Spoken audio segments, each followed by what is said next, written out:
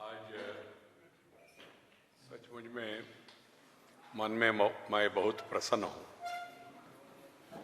कारण क्योंकि इतना सुदूर इलाका में आप लोग यहाँ आके और यहाँ बस रहे और इस समाज के साथ मिलकर काम कर रहे, ऐसा आप सबका दर्शन करने का, आपसे कुछ बातचीत करने का सौभाग्य मिला है। I bring you the warmest greetings from India. I thank all of you for welcoming me and my delegation with such warmth and affection. I am accompanied by Sri Sanjeev Kumar Balyan, Minister for State, Animal Husbandry, Dairying and Fisheries. He hails from Uttar Pradesh. And Sri Ram Vichar Netam, Member of Parliament, Upper House, that is Rajya Sabha in India. He hails from Chhattisgarh, state of India. I am extremely delighted to visit this beautiful city of Moroni, in the warm waters of Indian Ocean. I am thankful to the government of Comoros for the warm hospitality extended to me and my delegation. From tomorrow, I look forward to a fruitful interaction with the President Azali Assoumani and his cabinet ministers and Honorable Speaker of the National Assembly and other distinguished ladies and gentlemen from Comoros. I was also pleasantly surprised and happy. The President himself came to the airport. Not only himself, but he brought his entire cabinet.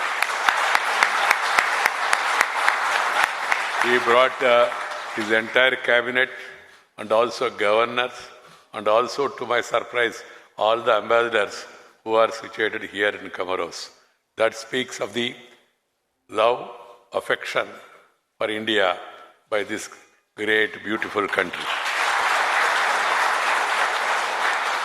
And also, they have given a privilege to me, that means to our country, to address their parliament tomorrow. You are all aware, India is the largest and one of the oldest parliamentary democracies in the world. So, an opportunity to meet, greet, and also to speak members of parliament of other countries is really an honor and also a privilege.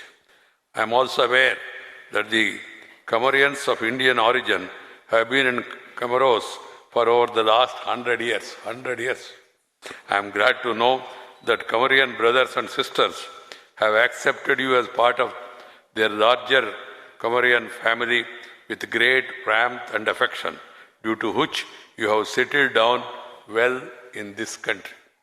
I am impressed to learn that Comoros has a small but active Indian diaspora, and I am happy to note that despite being only about 250 in number, you have made significant contribution in various fields, including social and economic. Some of you have attained positions of excellence in your respective professions.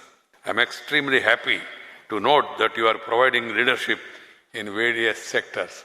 I would like to compliment and congratulate all of you for this achievement.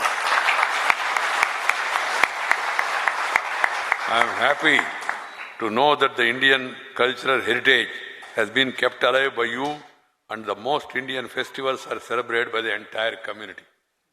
I am happy that the Indian community enjoys a reputation of being a peace-loving community and has been able to assimilate well with the locals. You are all aware, we are an ancient civilization,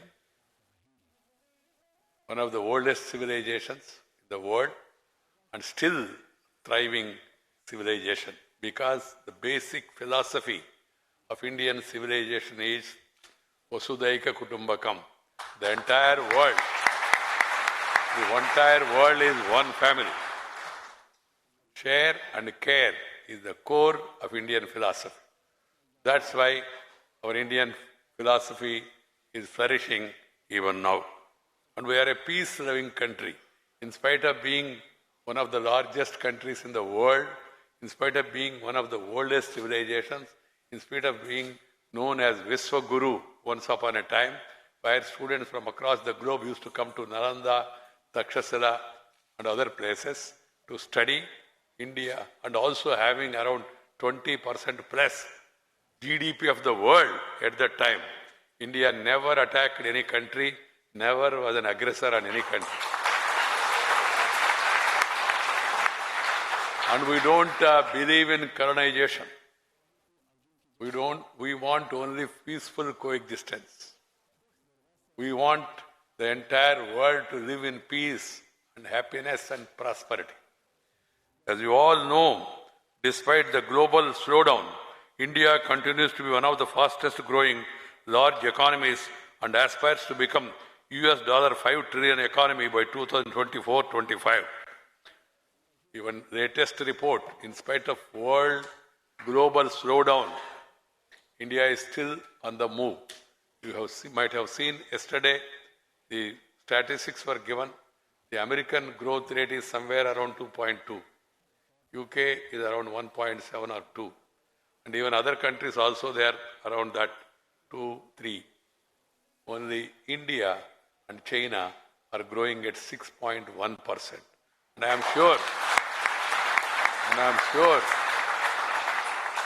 I'm sure in the coming days, once again, we will become the largest economy in the world, and then we will be able to reach even 8% also. The government has initiated several measures to boost economic growth. Only recently, the corporate tax has been slashed steeply, which is expected to spur further investments. I have been going around the globe, earlier as minister, now as vice president. Everywhere, there is a lot of enthusiasm, interest, and admiration for India. They want to know India. They want to invest in India. That is the interest across the globe. And Indian government, led by the Prime Minister Narendra Bhai Modi, has taken reforms. And the Prime Minister has given a 3-line advice, mantra, we call it as reform, perform, and transform. Transforming the nation. Transformation of the lives of the people. We have a lot of schemes, Make in India, Skill India, Digital India, Clean India, incubation, innovation, new ideas, startups, stand-ups. A lot of new initiatives have been taken by the Prime Minister. You'll be happy to know that now India is totally electrified. All villages in India are electrified. That's a major achievement. Because India's size, 29 states, 130 crore population, is not an easy thing. But the government, with the support of people, center and state governments together, they brought total electrification. Doing business in India is not only lucrative to investors but also becoming simpler. India has jumped 65 positions on the World Bank's Ease of Doing Business Index and now placed at the 77th rank among the 90 countries. Our policy now is, earlier people used to complain about red tape, means delay. Now the government policy is red carpet. Whoever want to invest in India, a red carpet is laid to all of them. That is the policy. Narendra Bhai Modi, he received a clear mandate, second time, and from the people, and then he is very much committed to take the country forward by various reforms. The Edelman Trust Barometer for 2018 said India is among the most trusted nations globally when it comes to government, business, NGOs, and media. A host of path-breaking reforms have been initiated, including the transformational tax reform. The goods and service tax is the world's largest revolutionary taxation reform that has taken place. It's called as GST. One nation, one tax. One nation, one market approach. We are moving towards that system. The tax base has widened and tax compliance have improved considerably with a jump of 80.5%, taking assessees to 6.85 crore in 17-18. Propelled by the mantra of reform, perform and transform, India has become one of the most open economies of the world for foreign direct investment. India is also augmenting its infrastructure at an unprecedented rate. Almost 27 kilometers of national highway and 134 kilometers of rural roads are being built every day. Every day, 27 kilometers national highway, 134 kilometers of rural roads are being built every day. India is now world's third largest aviation market. 130 new destinations are going to be linked by aviation.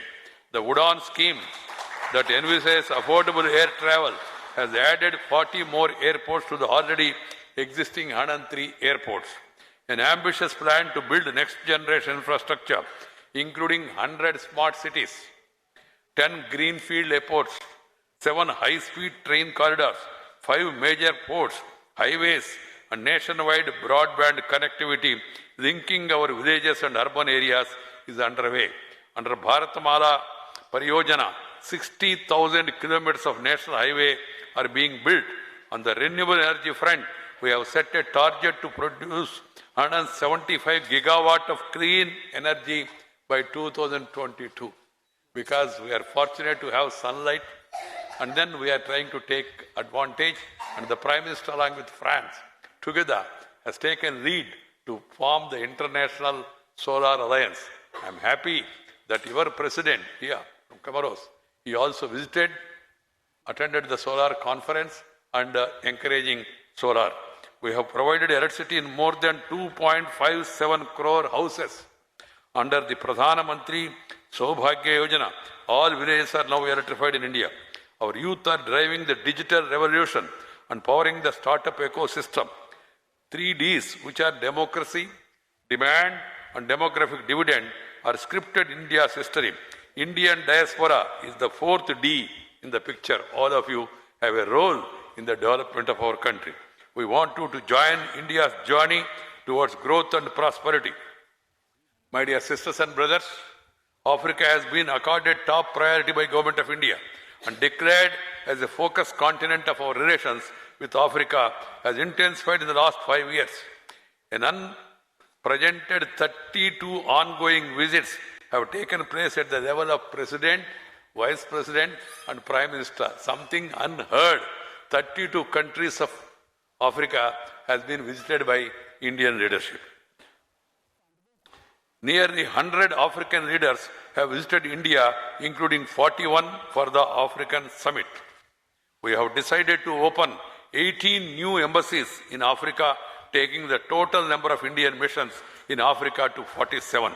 Our trade has registered 12% increase from the previous year and is at US $69 billion. India is now the 5th largest investor in Africa with a cumulative investment of US $54 billion. During Indian Africa Summit 3, Prime Minister Narendra Bhai Modi has announced 10 billion line of credit, 600 million grant and 50,000 scholarships for Africa over a period of 5 years. We have already implemented 6.5 billion worth of line of credits, already implemented, 700 million grants exceeding the target and given over 40,000 scholarships so far. Our assistance is demand-driven and is based on terms and conditions that are reasonable and comfortable and do not create indebtedness. You are already aware of the various steps that the Government of India is taking towards enhancing our relationship with Comoros. Tomorrow, when I am meeting the Honorable President of Comoros, we will be signing some important and landmark agreements. An important development is setting up a vocational training center here by Government of India. The vocational training center will give much needed fillip to upgrade the skills of Comorian youth to several sectors. Comoros is rich in natural resources and we are happy to assist in value addition of these rich resources so that the Comorian economy also become self-reliant. Sisters and brothers, it is indeed a great pleasure to be here in Africa where Mahatma Gandhi lived for more than 20 years and drew sustenance to fight against discrimination and colonial domination with nothing but truth and non-violence as his weapons. Gandhiji was an inspiration to all mankind and he has spent more than 2 decades. It was also South Africa that he came across discrimination, apartheid, and gross injustice being perpetrated on human beings. As we pay tribute to Mahatma on his 150th birth anniversary, we should not forget the moment that was this soil, Africa, which gave the nourishment and inspiration and made Mohandas Karamchand Gandhi as Mahatma Gandhi. That is the importance of this place. It was Africa that transformed his vision and gave greater clarity to his life mission. Before I conclude, I would like to share with you about the forthcoming Pravasa Bharatiya Divas 2021. You are all invited to attend the Pravasa Bharatiya Divas, and I would like to thank each and every one of you spread over across Comoros who have made it here to be present. Please keep the flags of India and Comoros flying high in Comoros. My suggestion is, you are in Comoros, follow the rules, regulations, laws of this country, because they have given you hospitality. It is our duty to go by the rules and regulations of the host country. And at the same time, I suggest to all of you, please remember your motherland, your culture, your heritage, and your language. Wherever I go in India, outside, I tell people to remember 5 things. 1, everyone should remember his mother. Mother includes, of course, father also. Mother who has given you beautiful birth, you should never forget. 2nd, Janma Bhumi, the place which has given birth to you, you should never forget the Janma Bhumi. 3rd is the mother tongue, the language that has come from mother's womb. You should never forget it. At home, among yourselves, you must practice, you must speak in your mother tongue. Outside, you can speak in any language, no problem. One should learn as many languages as possible, but nobody should forget their mother tongue. Mother tongue is like eyesight. The other language is like spectacles. If you have eyesight, then the spectacles will work. क्योंकि भाषा और भावना एक साथ चलता है. You will be able to articulate better in your mother tongue. Be it is Gujarati, Tamil, Telugu, Kannada, Malayali, Marathi, Assami, Punjabi, Bhojpuri, Dogri, Urdu, whatever it is, your mother tongue, you should feel proud of it. And wherever you are there, at home, among yourselves, you should speak in your language. Outside, you should speak in other languages. Nothing wrong in learning English. Nothing wrong in learning French. Nothing wrong in learning even Chinese. Learn as many languages as possible. But do not forget your mother tongue. And 4th, do not forget your motherland, the country which has given you the beautiful birth. You should never forget your country and always keep its interest of safety, security, and sovereignty in mind.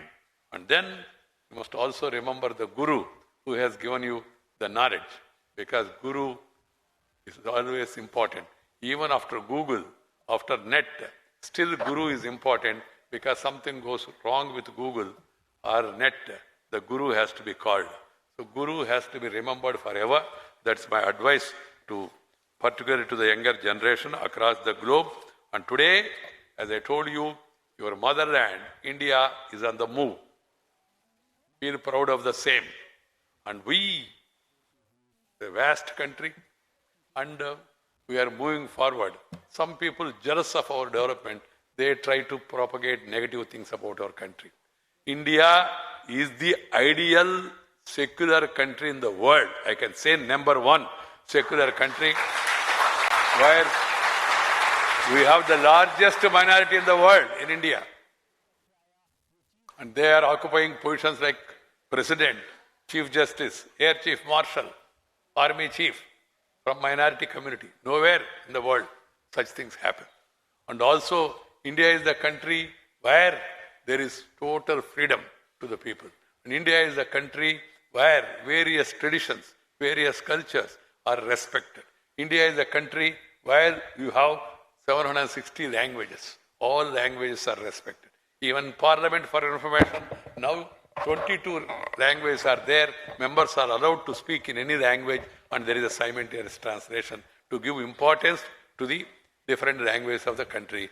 We do it. And whatever we do is for the development of the people and we are a peace-loving nation, and we want to spread the message of peace. Mahatma Gandhi's life itself is a message, because he always believed in non-violence, preached non-violence, and also preached peace, because peace is the prerequisite for progress.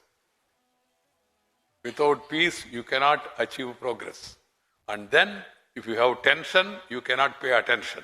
That's why peace is very important. So we are a peaceful country, and wherever we go, we want to live peacefully along with others, and we believe in social harmony. Some people here and there in a big country, small incident happens, some people try to portray them and then blow it out of proportion and try to bring bad name to our country, because the country is moving forward, is becoming strong and all. What happened recently, even in Jammu Kashmir, is an internal affair. It is part of India, and some administrative arrangement has been made. Nothing has changed. And in Kashmir is an integral part of India, and they have been participating in elections, and they are electing their own representatives. So some people, unfortunately, one of our neighbor is trying to create problems unnecessarily, which they will never succeed, because people are all united. There may be local issues, etc., whatever it is, but because as we have the freedom, we have the free press, and we have parliamentary democracy, and we are capable of resolving issues, if any. But our neighbor is aiding, abetting, funding, training terrorists. Terrorism is enemy of humanity. Terrorism is enemy of humanity. It has no religion. No religion worth the name. Whether it is Hinduism or Buddhism or Islam or Christianity, nobody endorses terror. Some people try to mislead by bringing religion into terror and give it a religious color. Let us be aware of such forces and try to isolate them. That's my advice to all of you. Once again, all the best, and I would convey the best wishes from our Indian community back home India to all of you for a bright future. Thank you very much. Namaskar. Jai Hind.